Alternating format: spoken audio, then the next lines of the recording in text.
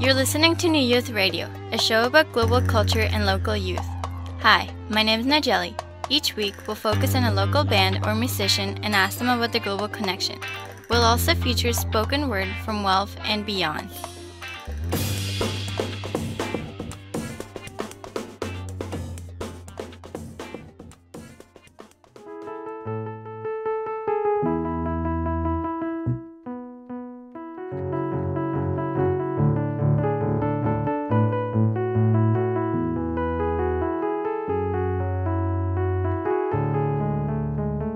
Hello, this is Samira, and today in the studio we have Toby Lee. Hi there. Hello. How are you? Good, thank you. Awesome. So, what kind of artists do you cover, Toby? I like to cover quite a lot of artists, but I'm not a fan of classical music. I'm more into jazz, and I like to improv.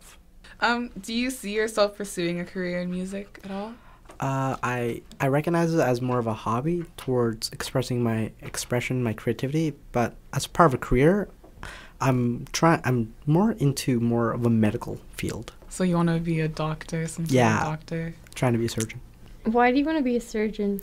The reason why I want to be a surgeon is because I want to be able to be a person who can give that person a chance, particularly if you don't call me cheesy, a chance at life itself. Well, that's my thought of why I want to be a surgeon. And another way of saying it is that I want to save lives. You could say that. Aren't you scared that you might not save lives, like that odd time where like someone dies in your hands or something? Well, if someone dies in my own hands and I don't succeed, that's surely a sad part. I'll always put that in consideration. But if the thing is that I'm going to give it all my best shot. Like, I'm going to try my best with all the abilities I have and what I've learned in the future, that is. And if it comes to a moment where I don't succeed, then I'm still going to have to be confident about it and I have to still stand up tall and be like, okay, I did my best. And I know that I can't change much, but I know that I did my best and that there's no regret there. What are your musical influences? I'm not quite sure if I have a musical influence. It kind of all started with my mom trying to push me into playing piano. I kind of repelled at first, but as time kind of gone on, kind of got into loving the piano and music itself. Do you do a lot of improvisation, and what about improv intrigues you?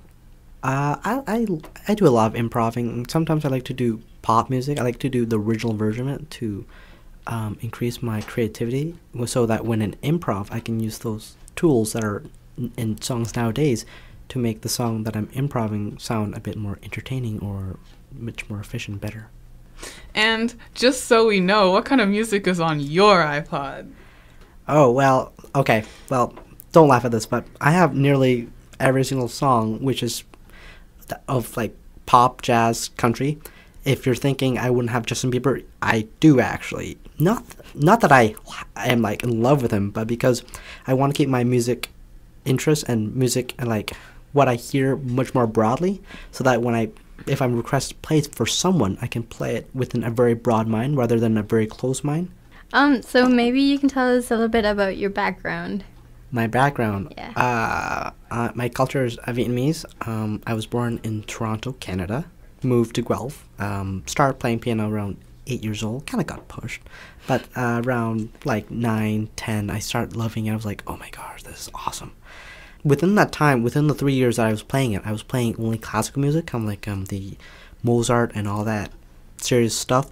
But then about 1 year, I kind of started really got interested into improv by this guy that was my teacher. His name was Anthony, and he showed me some improv, and I was like, wow, how did you do that? And he was like, oh, that's improv.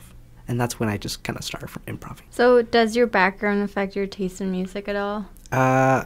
It does in a way, because in my culture, the music we listen to are usually really slow. So I'm kind of used to slow music a lot. I'm trying to listen to more fast music so I can create faster music. That's cool. So how old are you? I'm 15. That's cool. So you're going into grade 10? Yes. So, like, do you have any specific artist that inspires you? Not quite a specific band that influences me and my playing, but I do have a favorite singer that I like to listen to, and his name is Michael Bublé. Oh, yes, the Canadian. Oh, yeah. Yes. What's your favorite song? Feeling Good. It makes me feel good, quite frankly. Quite frankly, the name's Feeling Good, but it makes me feel good. Birds flying high, you know how I feel. Sun in the sky, you know how I feel. Breeze drifting on by, you know how I feel.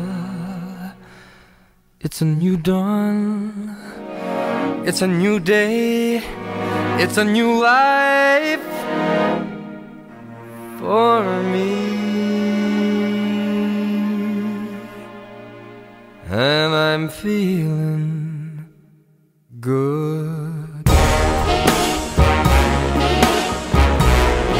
I'm feeling good.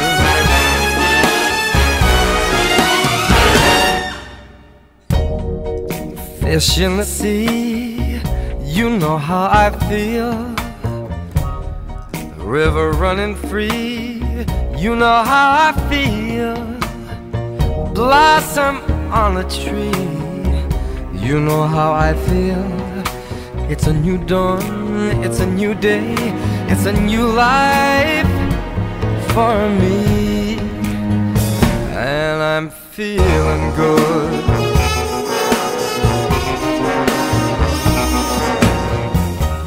Dragonfly out in the sun, you know what I mean, don't you know? Butterflies all having fun, you know what I mean. Sleep in peace when day is done, that's what I mean. And this whole world is a new world and a bold world for me. For me.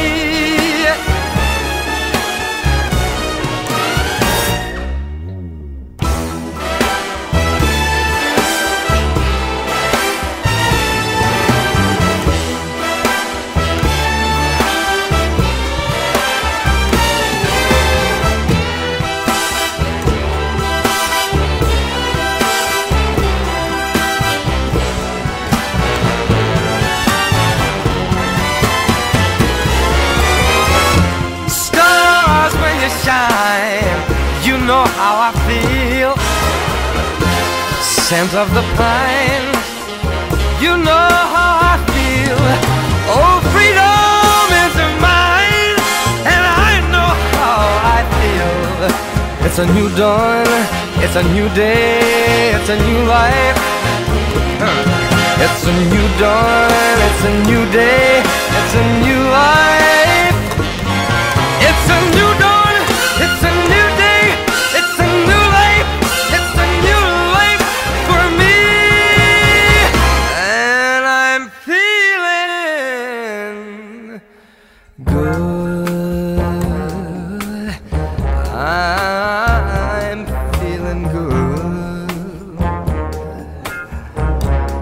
I feel so good. I feel so good.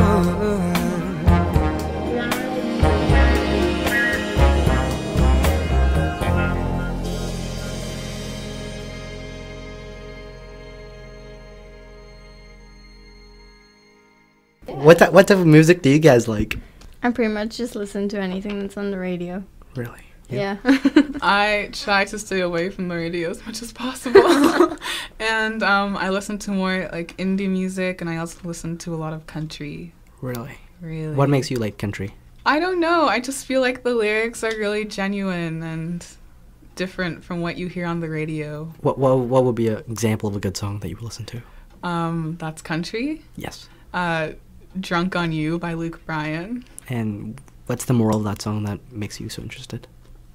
It's just about summer love, I guess. Really? Really? So you're kind of a love girl.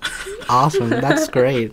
Yeah, I'm a love girl. That's totally Ramit. That's good, awesome. yeah. I love reading books actually. I'm not the guy who reads like the books about bugs or anything about fairy tales or chickens flying. I'm more of a non-fictional book. I've been reading this really interesting book for the summer, just as part of my little hobby. I read this book called Moonwalking with Einstein. So it all began with when exams were coming at the end of the year. I was like, I was frustrated with my exams. I was like, oh no, how am I supposed to remember all these things? So when exams were done and I finally got the time to think, I looked up a book regarding to memories, and there I found it. It's called Moonwalking with Einstein. Found it in the library, read it. Turns out the concepts in that book was so amazing that I think like I can nearly be successful in all my exams. The concept of memory palace is this. Generally, people remember through images and place. So pretty much if you were to think of something in the past, if you were to think of your 7th birthday, of course you will remember you and the place that surrounds you. So of course the image and the surroundings, correct? Kind of like you sitting there, and then the surrounding of a birthday party. So the way that the book explains of how to succeed more in memorizing facts is that you need to think of the fact as an image and then place it in a place. For example, one of the greatest things that the Americans people are doing these days is that they're doing this memory contest thing, and people are supposed to memorize stuff. And there was a man named Josh.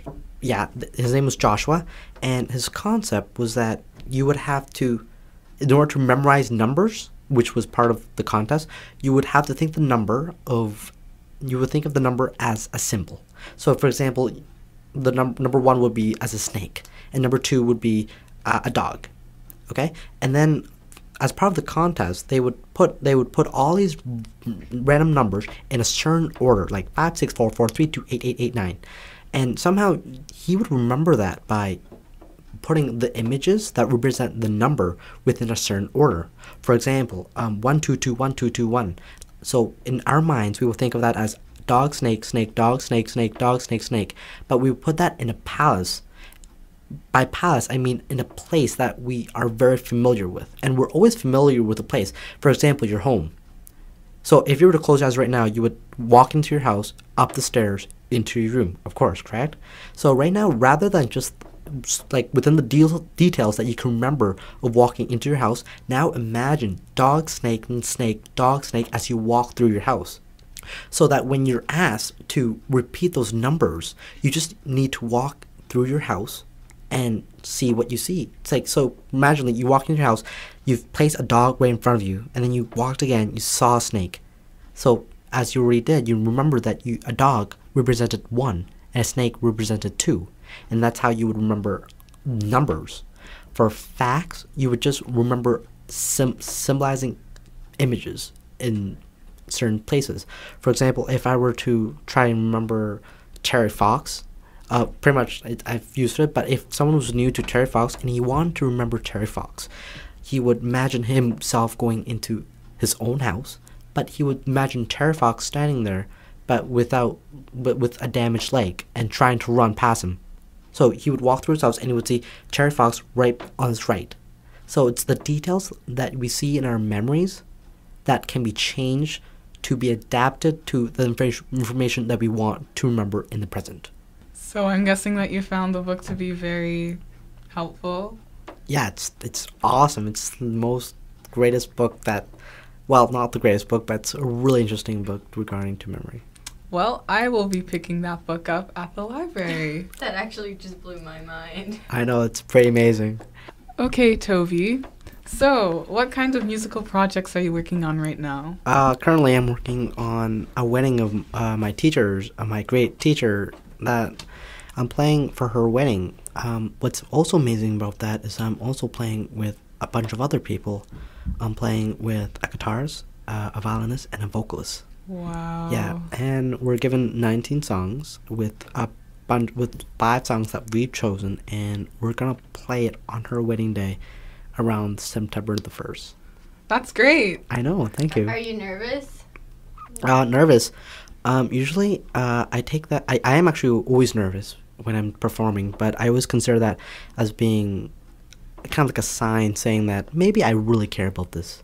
So that's kind of my sign of comforting me, rather than thinking, oh my gosh, I'm gonna fail. I take it as a consideration that maybe I really care about this thing, so that's why I'm nervous. What I do is I close my eyes, I take 3 deep breaths, and then I recall myself, I open my eyes, and I say, you know what, Toby, this is your time.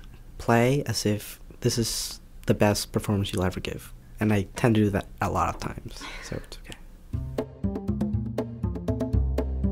Part of Toby's story of being a child of immigrants is the story of his parents and how they met.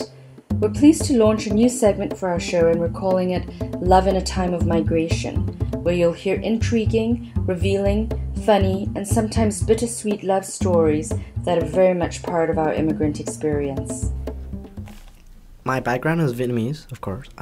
My parents came from Vietnam. They immigrated from Vietnam to Canada around 1965 or something. I'm not quite sure the time, of course. I'm just making it up as we speak. But my parents met actually in Toronto, and it began as my mom came over to Vietnam as to work in a farm with my aunt and a family to create and establish a proper lifestyle, because she just got from Vietnam to Canada, of course. So she's working a farm one day, and then she came home late. She came home late, and she was walking home from the bus, and it turns out she got off at the wrong stop. She was walking off, and she couldn't find where to go, and there was nearly no one on the streets of Toronto at that time. And then my dad was also walking with his friend, and then my dad saw my mom. She had the most confusing face ever, of course. So my dad was being a really gentleman, and he came up and he asked, are you lost? And she was like, yeah, I'm lost. So my dad, of course, was like, okay, maybe in his mind, of course, it was like, wow, she's a chick. But what came out of his mouth instead was, oh, I'll help you for sure. And his friend beside him, we would call him as a wingman, but he was standing, he was like, hey, what about me? We're supposed to go to a party. My dad was like, no, we can't. I had to take this young lady home to where she belongs. And so he kind of did a thing that we guys wouldn't do. He kind of said the friend to wait here or something.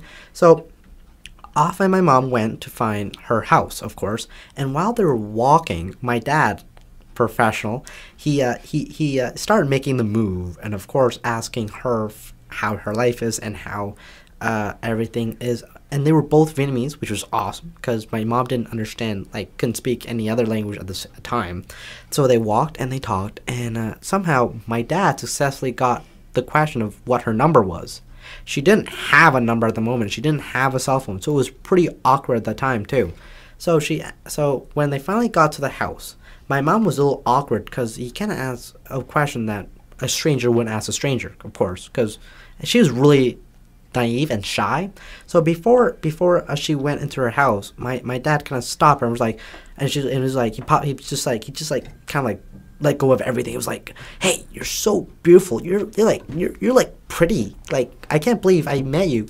And he kind of pop up all these things, which is really quite awkward to say on a first time basis, but he said it. And my mom was like, she was thinking, oh gosh, this is creep. But she took it as kind of like a compliment, and she knew that this guy was totally being nice. So she was like, okay, do you know what? We're gonna go for a coffee. If you want, we can go for a coffee this weekend at some place. And that's and then my dad said okay, and then they both left. And my dad kind of that night he was really happy. So turns out that later at night he kind of ditched his friend and left him at the bus stop there and never came back because my dad kind of just went home straight. He was daydreaming that day. He was like, oh wow, this is chick. I gotta find the perfect high, and forgot his friend later. And yeah, things were awesome, except the friend was really mad. And from that Saturday, when my dad got going on a date with my mom, from there things just went on a very weird journey into marriage, and then me, of course. Yes. Well, Toby, it was great talking to you. Thanks for coming in. Yes, You're thank welcome. you for coming in. And we really enjoyed listening your music yes. and your improv and everything. Yes. Oh, thank you You're very good. much. And you're really good too. guys are all good. Thank you. Thank You're you. welcome. You're welcome.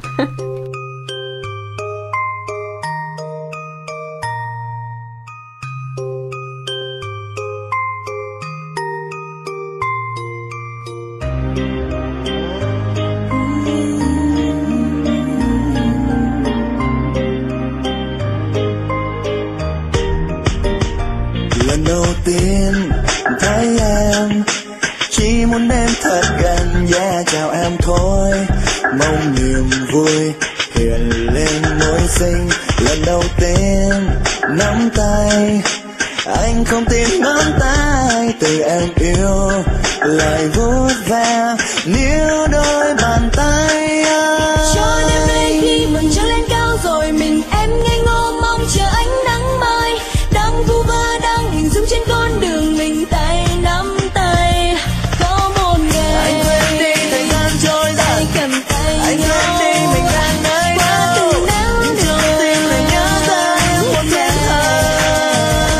Có ai ngờ Anh chưa tin vào đôi tay này, tình yêu ôm em ngay người ta quen như một nhưng anh tin mình đã cho nhau một kỷ niệm sẽ mãi mãi không quên được em.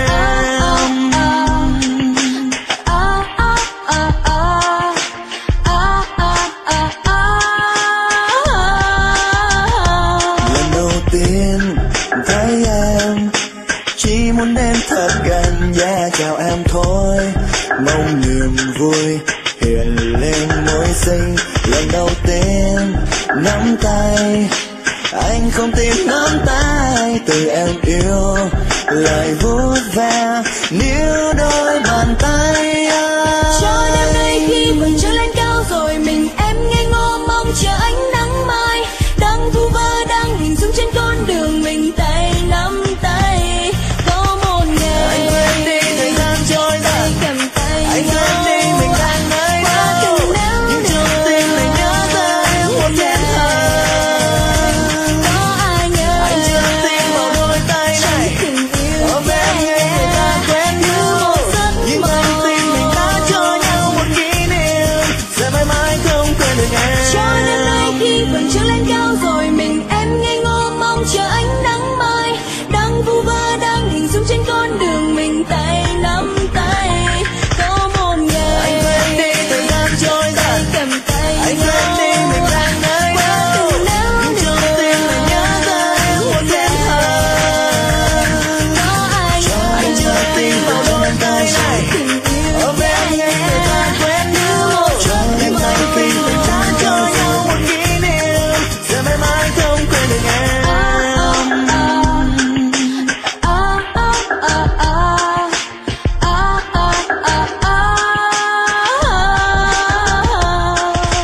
Cho đêm nay khi vầng trăng lên cao rồi, mình anh ngây ngô mong chờ ánh